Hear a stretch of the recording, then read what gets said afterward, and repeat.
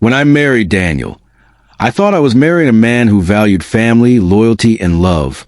For years, we built our lives together, brick by brick, until we finally bought a little house that felt like our sanctuary. Every corner had a memory. The kitchen where we argued over recipes, the living room where we fell asleep watching movies, the garden I planted with my own hands. It wasn't just a house. It was home. So when he came home one evening, looking strangely confident, I never imagined the words that would leave his mouth. "We need to talk," he began, his tone clipped. He wouldn't even look me in the eye. "All right," I said cautiously, bracing myself. "What's going on?"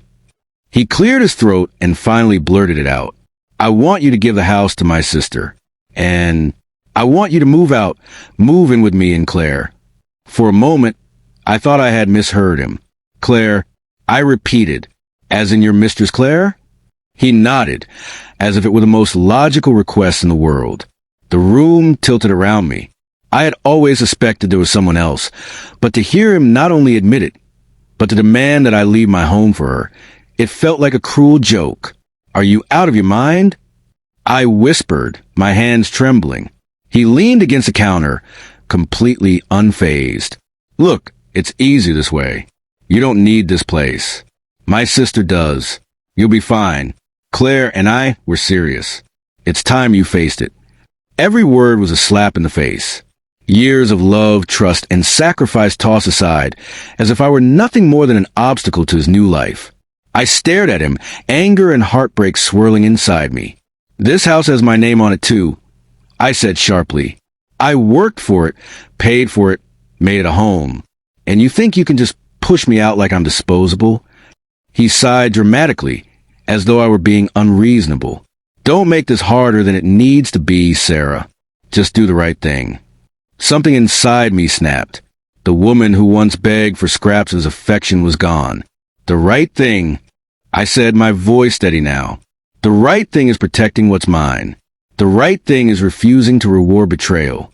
And the right thing is reminding you that you can't take what you never earned." His face darkened, but I didn't flinch.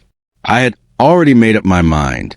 The next morning, while he was at work, I packed his belongings into boxes and left them neatly stacked on the porch. I changed the locks and called my lawyer. The house, as it turned out, was legally more mine than his, thanks to the down payment I had made years before we even married. When he came storming up the driveway, shouting and demanding to be let in, I simply handed him the paperwork. "You want to give the house to your sister? Too bad. It isn't yours to give. And as for Claire, go ahead, move in with her, because you'll never set foot in this house again." His shock was almost satisfying. For once, he was the one left speechless, the one without control. As he drove away, furious and defeated, I stood on the porch and breathed deeply. My heart still ached, but it also felt free for the first time in years. He thought he could replace me, discard me, and strip me of everything I built.